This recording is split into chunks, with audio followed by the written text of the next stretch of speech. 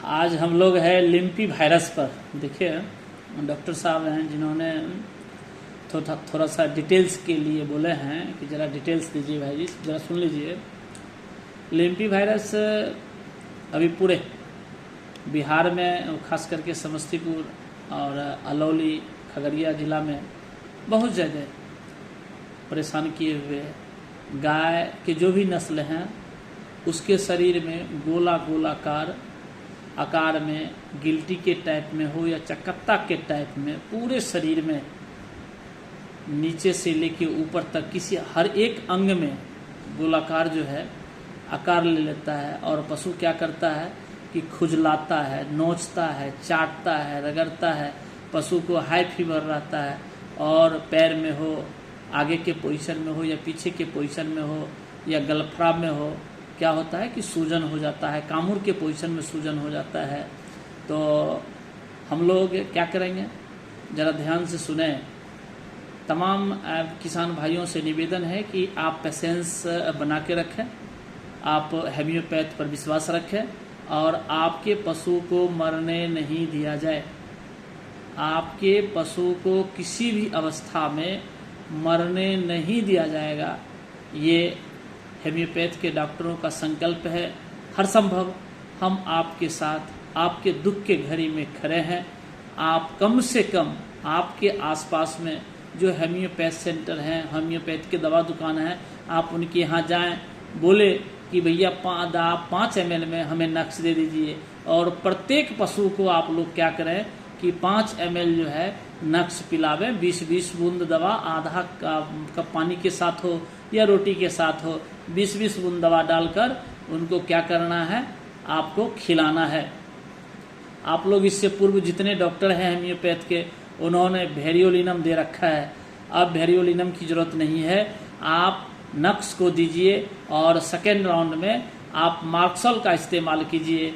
20-20 बूंद 3 बार, ½ औंस में 1 औंस में दवा दीजिए और बिल्कुल लिम्पी से प्रत्येक पशु को जो है मुक्त कीजिए। आप पेन की अवस्था में जब उसमें लंगड़ाहट रहेगा तब आप उसमें मार्क्सल के साथ, नक्स के साथ क्या करेंगे, रस्टक्स का इस्तेमाल करेंगे। 20-20 बूंद 3 दफ़ा वो दवा छोटा छोटा टुकड़ा में रोटी ले लेके रोटी पर देंगे। बहुत सारे पशु में क्या होते हैं कि मुंह से जो लार गिरते रहते हैं उनके कारण वो खा नहीं पाता है, तो उनके जुबान पर ही डायरेक्ट आप लोग 20 बूंद दवा का इस्तेमाल करेंगे 3 बार और पशु स्वस्थ हो जाएगा। कुछ पशु में क्या है कि ज़्यादा से ज़्यादा सूजन का भी जो है प्रकोप देखा गया है, तो इसके लिए आप एपोसाइनम का इस्तेमाल करेंगे। हाँ, आपको एपोसाइनम में थोड़ा सा सावधानी बरतनी होगी। सूजन के साथ अगर हाँफने का, सरद गर्म का शिकायत रहेगा या बुखार रहेगा तेज 104 से लेके 106, 7, 8 तक, तब आप लोग क्या करेंगे, आर्सेनिक का इस्तेमाल करेंगे। इससे क्या होगा कि वो पशु बिल्कुल ठीक हो जाएगा, सूजन भी ठीक होगा और उस पशु का फीवर भी ठीक होगा। अभी साथ में जिस पशु को अगर चकता नहीं है, लिम्पी वायरस का शिकायत नहीं है, तो उसको क्या है कि हीट जो है कंट्रोल से बहुत ज़्यादा हो रहा है। तो अभी गर्मी के कारण जो है बहुत ज़्यादा हीट बढ़ता है, इसके लिए आर्सेनिक के साथ साथ आप लोग क्या करेंगे, ग्लोनाइन का भी इस्तेमाल करेंगे। तो जो पशु में हीट का ज़्यादा 105, 6, 7, 8, 9 का रहता है, उसके साथ साथ आप आर्सेनिक और ग्लोनाइन का इस्तेमाल करेंगे और पशु स्वस्थ हो जाएगा।